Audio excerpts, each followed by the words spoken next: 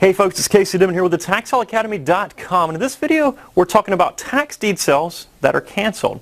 Now before we get started, I want to make something very clear here. We're not talking about tax deeds that are redeemed. You know, that's called redeemable tax deed states, and that's something for a totally separate video, and I've actually done videos here on YouTube about it before, so if you're interested, find those videos. We're talking about when a tax sale is just completely canceled. You know, you go to an auction, you bid on a piece of property, you think you get a great deal. You give the clerk your money, they give you a receipt, and then you think you own the piece of property. Well, not so fast here. You know, the clerk can cancel that sale if they need to. Now, they only have a certain amount of time to do it, but what you need to do here is you don't need to invest a whole lot of money, time, or effort until that sale is finalized. And what I mean by finalized is until the deed is actually recorded that grants the property to you, until the property is in your name on a county record search where the deed is given to you, do not invest a whole lot of time or money. Now, there's different situations that something like this could happen. You know, a lot of county offices are basically understaffed and overworked, you know, so sometimes they're doing 200, 300, 500 of these tax foreclosures at one time. They might make an error. You know, they might have a spelling mistake as far as an owner's name or a legal description, and that's a reason that a sale could get canceled.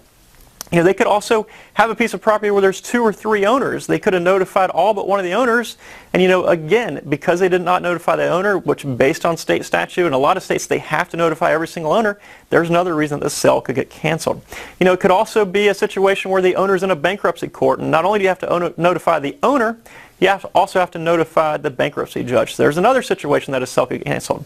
And there's a bunch of technicalities that tax sales can get canceled. Now, with that said, it is kind of rare for tax sales to be canceled. You know, I've been investing a very long time, and I've bought lots and lots of properties, and I can literally count 4 or 5 times that tax sales have actually been canceled on me. So it is rare. But what you need to do here is not invest a whole lot of money into a piece of property before that deed is recorded in your name.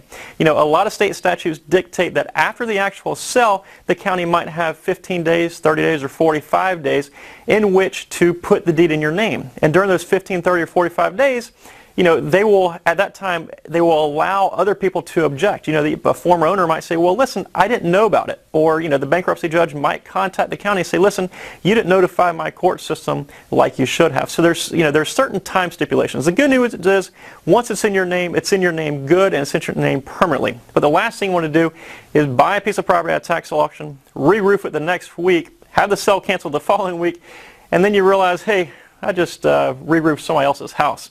So when it comes to tax sale investing, wait for the deed before you invest any substantial time, money, or effort into a piece of property. Hope this has helped you out. If you'd like to see similar videos about tax sale investing, head on over to my website at TaxSaleAcademy.com. And you can do that by clicking the blue link right here next to my head. And again, it'll take you to the TaxSaleAcademy.com. And while you're there, download your free copy of my ebook, The Tax Sale Blueprint. Have a great day. Bye-bye.